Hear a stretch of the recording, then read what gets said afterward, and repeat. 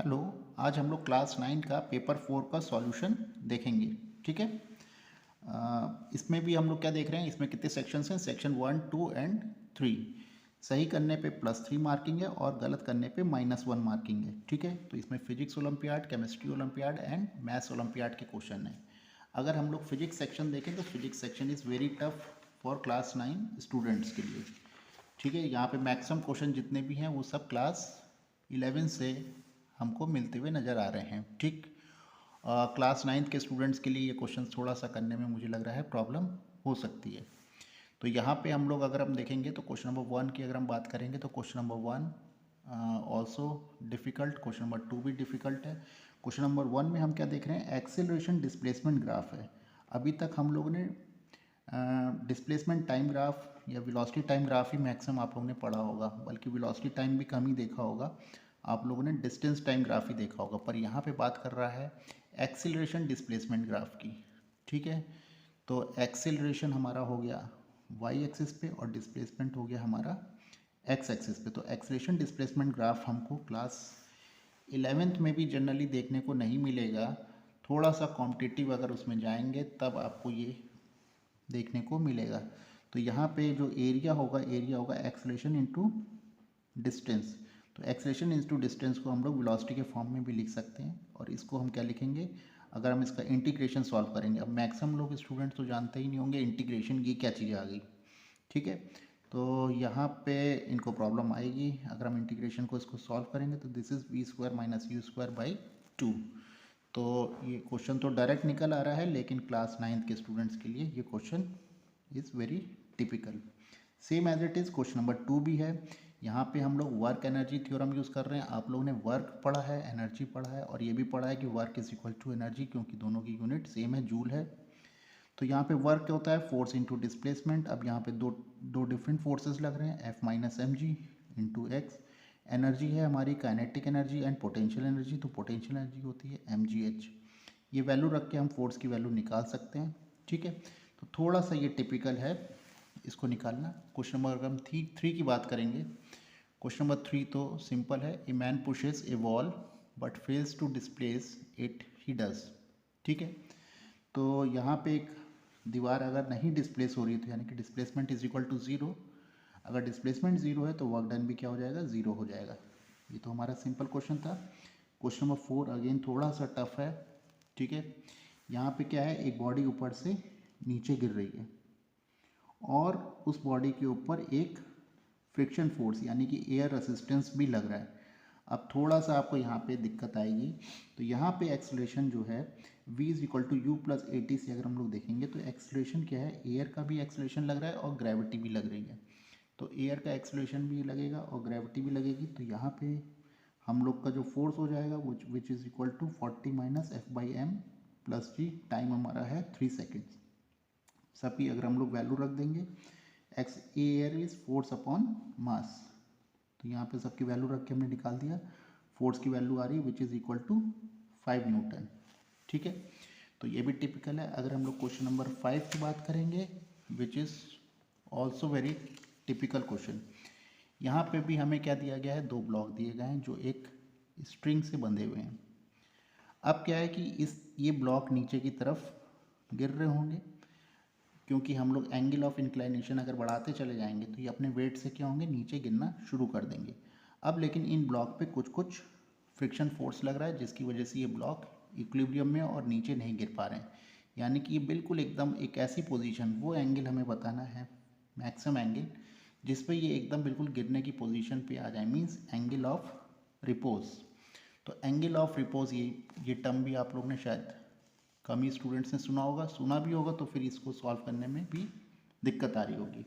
तो यहाँ पे भी इसको हम क्या करेंगे? इनके हम लोग फ्री बॉडी डायग्राम बनाएंगे।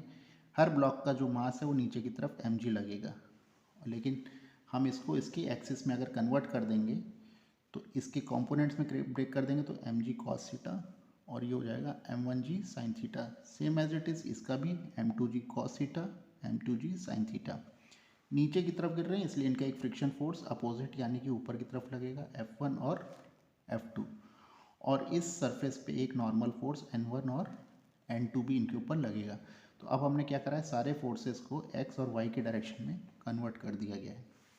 यहाँ पे हम लोग क्या जानते हैं, कोएफिशिएंट ऑफ फ्रिक्शन होता है हमारा tan थीटा, ठीक है, यही एंगल ऑफ रिपोज है, और ये होता है friction force upon normal force, ठीक है। तो tan theta is equal to friction force upon normal, कितने फ्रिक्शन लग रहे हैं, दो फ्रिक्शन, F1 प्लस F2, और नॉर्मल फोर्स भी दो हैं, N1 प्लस N2। यहाँ पे हम दो फ्रिक्शन है, फ्रिक्शन फोर्स हम लोग को दिया गया है which is equal to mu N, दूसरा फ्रिक्शन भी क्या होता है, म्यू N2, यानी कि म्यू क्या होता है, कोएफिशिएंट ऑफ फ्रिक्शन। N1 की वैल्यू हम रख देंगे, N1 किससे बैलेंस है, M1G cos theta, M1G cos theta, और N2 की वैल्यू क्या होगी, M2G cos थीटा, ठीक है।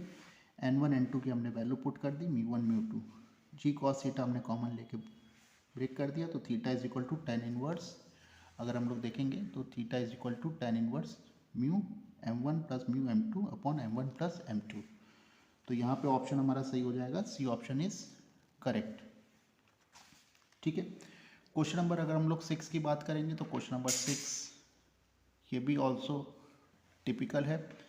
यहाँ पे भी अगर हम बात करेंगे distance S is equal to U T plus half A square वाले फॉर्मूले से अगर हम लोग इसको सॉल्व करेंगे तो हमको दो इक्वेशन मिल जाएंगी।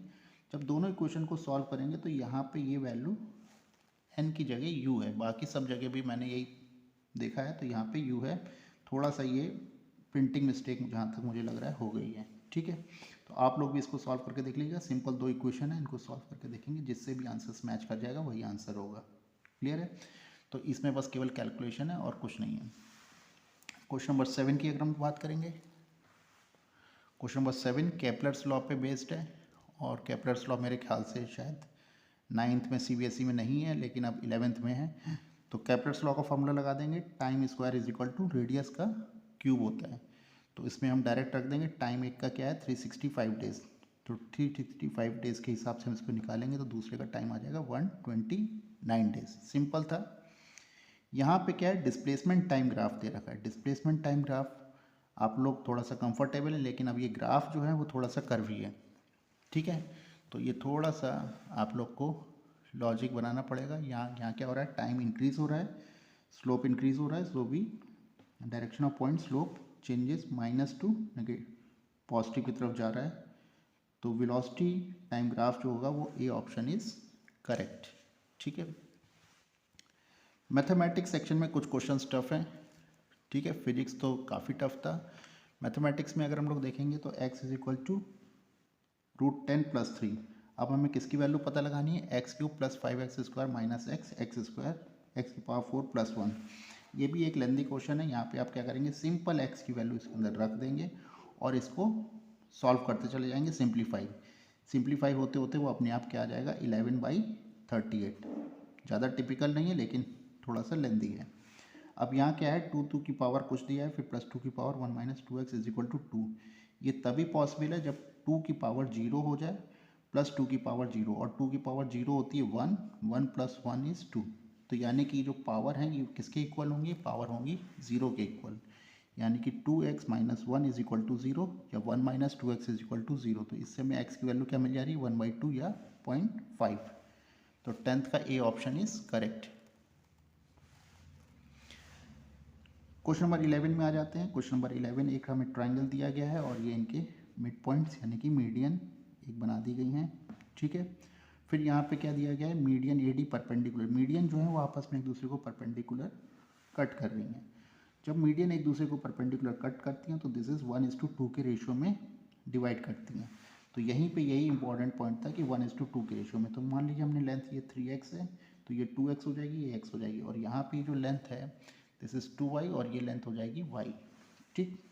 तो अब हम लोग इस ट्राइंगल में देखेंगे तो सिंपल हम लोग पाइथागोरस थ्योरम लगाते चले जाएं, क्योंकि ये मीडियन जो है एक दूसरे को 90 डिग्री पे कट कर रही है। तो हम एक ट्राइंगल में पाइथागोरस थ्योरम लगा देंगे, AOB में, फिर AOE में, और फिर BOD में। यहाँ पे हमें 3 ट्राइंगल्स 90 डिग्री वाले नज़र आ रहे हैं।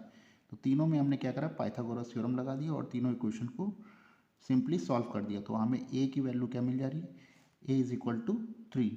लेकिन हमें बतानी किसकी वैल्यू थी, हमें 2a की वैल्यू बतानी थी, वो जो क्या है AC की। हमें तो AC की वैल्यू बतानी है, हमने AE की वैल्यू को क्या एज्यूम करा था, a। तो AC की वैल्यू क्या हो जाएगी 2a, तो 2a की वैल्यू इज इक्वल टू 6।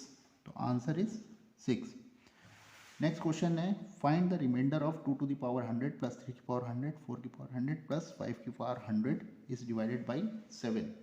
ठीक है, थोड़ा सा टिपिकल क्वेश्चन है, इसको देख लेते हैं। 2 टू द पावर 100 3 की पावर 100, यहाँ पे हमने क्या करा है, यहाँ से 2 को अलग कर लिया है। 3 को हम क्या लिख सकते हैं, 2 की पावर 9 की पावर 1/2 यानी कि √9 की पावर 100। ठीक है, सबको रीअरेंज करके लिखा गया है। ठीक है, फिर यहाँ पे हम लोगों ने क्या करा है, 4 की पावर 100 यानी कि 4 की पावर 100 यानी कि 2 की पावर 2 इंटू 100। ठीक है, 5 की पावर, फिर 100 में क्या करा, 5 अलग कर लिया और 5 की पावर 99 अलग कर लिया। तो सबको हमने रीअरेंज करके ऐसे लिखते गए हैं। ठीक, तो फिर हमको क्या नज़र आ रहा है, 8 की पावर 33 ये होगा 1। ठीक है, इसका अगर हम रिमाइंडर देखेंगे 8 की पावर 66 का भी 1 होगा, और 125 को भी अगर हम लोग 7 से डिवाइड करेंगे तो ये -1 होगा। ठीक है, अब ये पॉइंट थोड़ा सा आपको यहाँ पे टिपिकल है। अगर ये इसी को अगर हम आगे बढ़ाते चले जाएंगे तो हमने सबको क्या करा, सिंप्लीफाई कर दिया और 2 और 5 के टर्म्स में आ गया। तो यहाँ पे अगर हम इसको देखेंगे तो विच इज़ 2 4 4 एंड -5 में कन्वर्ट हो जाएगा। अगर हम इसको सॉल्व करेंगे तो ये हमारा आ जाएगा 5/7। तो रिमाइंडर क्या आ जाएगा, रिमाइंडर इज, जो भी हमारा न्यूमरेटर होगा वही हमारा 5 आ जाएगा। ठीक है, रिमाइंडर इज 5। तो ये थोड़ा सा टिपिकल क्वेश्चन था, आप लोग को सॉल्व करने में हो सकता है काफ़ी दिक्कत है, क्योंकि ये paper 4 is extremely tough for class 9 students. ठीक, तो यहाँ पे हम लोग अब क्वेश्चन देख रहे हैं 25। ठीक है, तो 25 क्वेश्चन को अगर हम लोग देखेंगे तो ये भी इजी क्वेश्चन नहीं है। ठीक है, तो 25 को देखते हैं। यहाँ पे x की वैल्यू क्या दे रखी है, 2/3। तो 2x is equal to t plus √t²+4। तो हमने क्या करा,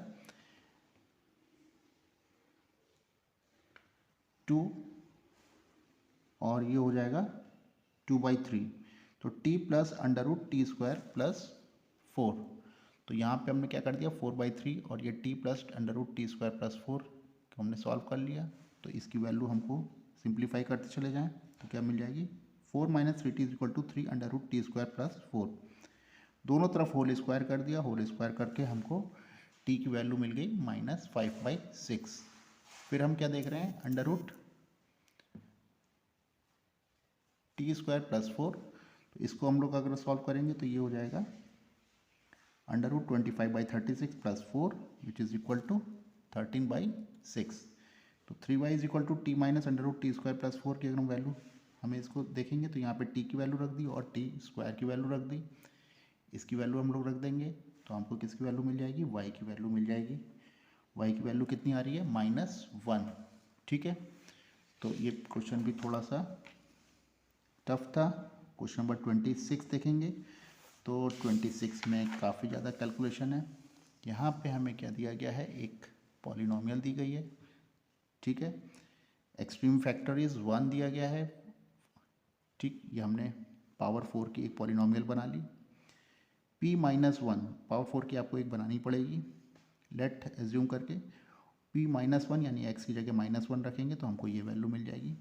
p की जगह 2 रखेंगे तो ये वैल्यू मिल जाएगी which is equal to -1 which is equal to 8। ये हम लोग को गिवन है। फिर इसी तरह x की वैल्यू -3 रख देंगे और x की वैल्यू 4 रख देंगे तो हमको ये 4 इक्वेशन मिल जाएंगी, equation 1, equation 2, equation 3 and equation 4। 4 unknown 4 equations. ठीक है, अभी तक आप लोगों ने 2 अननोन 2 इक्वेशंस को देखा है, अब यहाँ पे 4 अननोन 4 इक्वेशंस हैं। तो डेफिनेटली यहाँ पे क्या होगा, थोड़ा सा कैलकुलेशन बढ़ जाएगा। तो इन चारों इक्वेशंस को अगर हम लोग एक दूसरे में पुट करके वैल्यू को सॉल्व करेंगे तो हमें a की वैल्यू मिल जाएगी -1, b की -13, c की 14 एंड d की 24।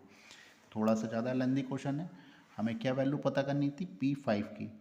तो उसी इक्वेशन में हमने a b c d की वैल्यू रख दी है। अब हम x की जगह क्या रख दें, 5 रख दें और इक्वेशन को सॉल्व कर दें। वो कितना आ जाएगा, 269। तो ये हमारा क्वेश्चन सॉल्व हो जाएगा। पर मुश्किल लगता है कि ये बहुत कम बच्चों ने करा होगा क्योंकि बहुत ज़्यादा टाइम टेकिंग क्वेश्चंस था। 27 क्वेश्चन क्या है, डिवाइडिंग 2272, तो ये क्या है, क्वोशेंट एक्स प्लस रिमाइंडर। फिर 875 is equal to quotient two X plus reminder, दोनों के रिमाइंडर सेम है, ठीक है। तो यहाँ इन दोनों इक्वेशन को हमने सॉल्व कर दिया, सब्ट्रैक्ट कर दिया, तो क्या आ गया 1397 इज इक्वल टू एक्स, दोनों क्वोशेंट का डिफरेंस। अब ये वैल्यू हम 1397 को अगर फैक्टर लेते हैं तो ये होता है 11 इंटू 127। 127 हमारी 3 डिजिट नंबर है ही, तो इन 3 डिजिट नंबर का अगर हम सम करके देखेंगे 1 + 2 + 7, तो ये कितना हो जाएगा 10। तो ऑप्शन ए इज़ करेक्ट।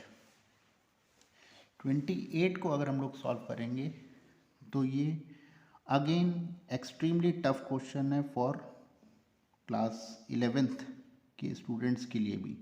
यहाँ पे सारे फॉर्मूले आपके मैथमेटिक्स के क्लास 11 के ट्रिग्नोमेट्री के फॉर्मूले यूज़ हो रहे हैं।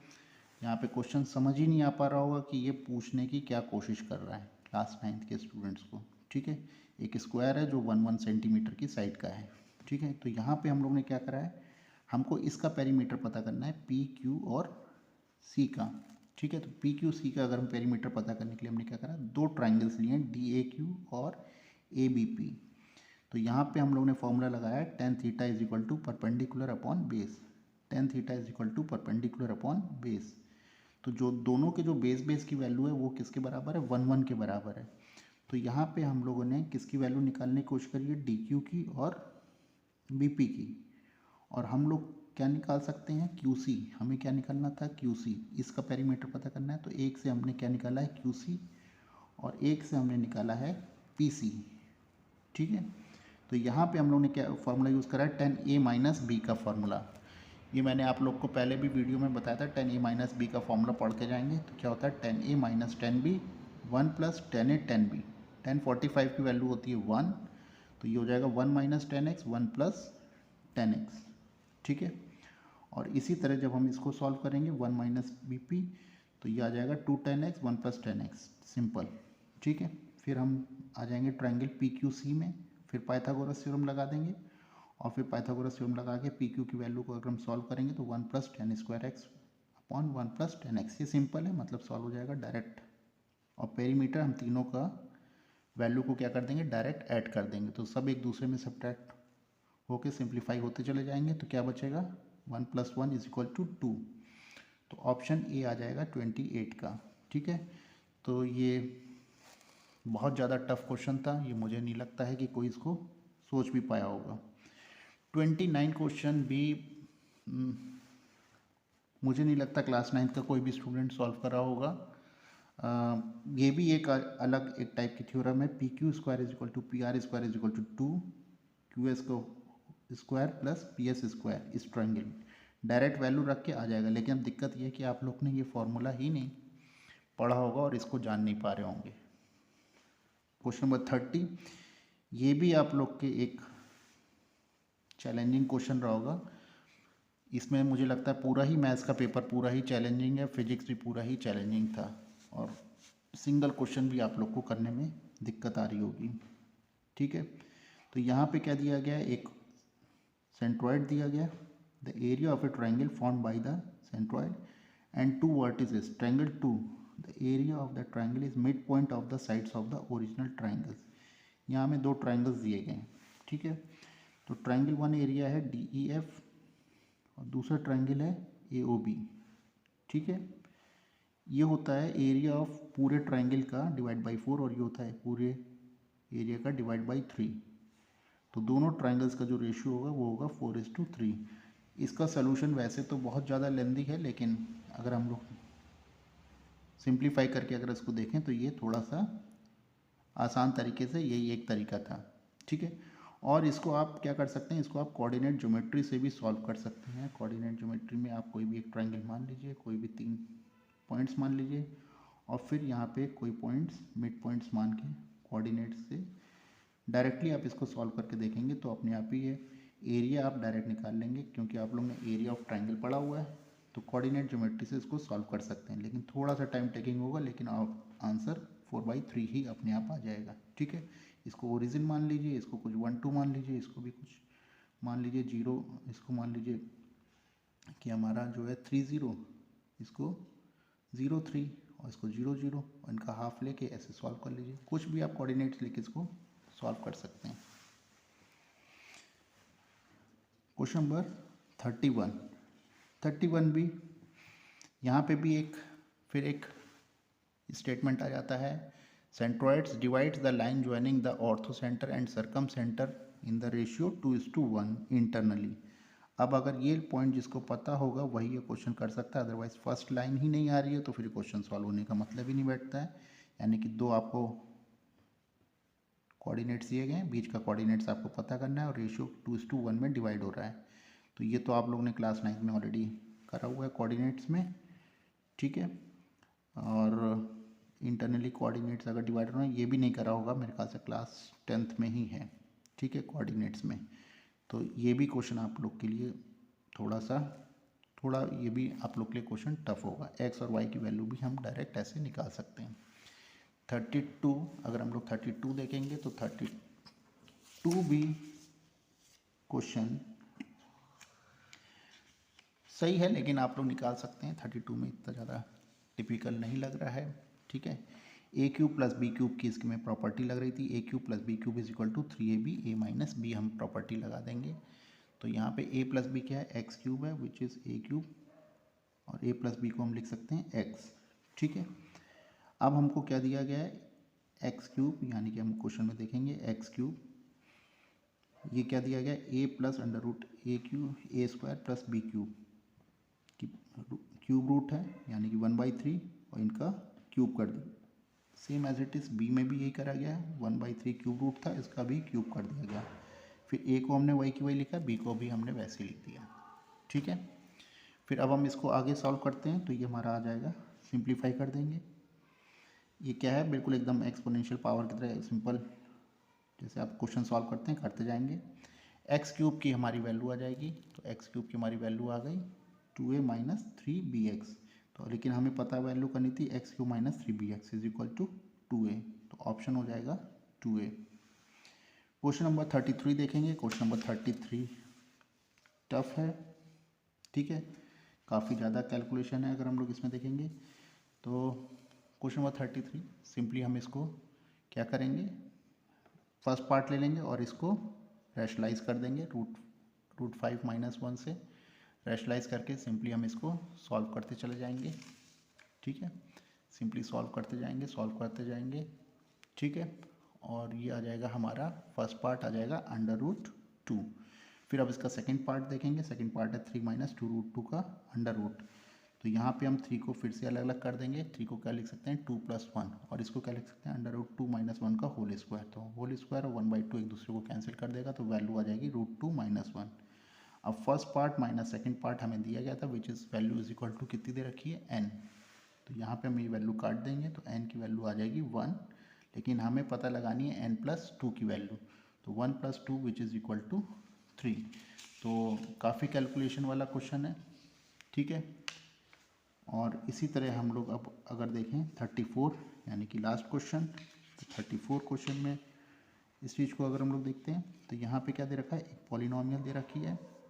उस पॉलिनोमियल में हमने क्या करा, x की वैल्यू को 1 पुट कर दिया, ठीक है। तो ये आ गया 3 है, और दूसरा रूट क्या है, x is equal to 3, x=3 अगर हमने इस पॉलिनोमियल में रख दिया तो हमारा क्या आ गया पॉलिनोमियल 9 + 3a। और हमने पॉलिनोमियल क्या मानी थी, हमारी एक पॉलिनोमियल क्या है, क्वाड्रेटिक इक्वेशन है, which is x² ax + b। तो यहाँ पे ये पॉलिनोमियल की वैल्यू आ रही है 5, ठीक है। इसने कहा है रिमाइंडर आ रहा है 5 और एक में रिमाइंडर आ रहा है 3, ठीक है। रिमाइंडर इज 3 और रिमाइंडर इज 5। यहाँ पे इन्होंने इसको वर्ड्स में लिखा हुआ है, जबकि इसको 3 और 5 लिखते तो ज़्यादा समझ में आता है। थोड़ा सा क्वेश्चन टिपिकल लग रहा है देखने में। तो a की वैल्यू और b की वैल्यू हमने इस क्वेश्चन को सॉल्व कर लिया तो हमें मिल गई, और डायरेक्ट हमने क्या करा, इस इक्वेशन को इससे डिवाइड कर दिया। जब हम डिवाइड करेंगे तो हमें डायरेक्ट रिमाइंडर आ जाएगा x+2। क्वेश्चन सिंपल था, ज़्यादा टफ टिपिकल नहीं है। तो यहाँ पर रिमाइंडर आ गया 2। तो ओवरऑल हमने देखा कि जो पेपर 4 है ये क्लास 9th के स्टूडेंट्स को इसमें बहुत ज़्यादा दिक्कत आई होगी। पेपर डेफिनेटली वेरी टफ है।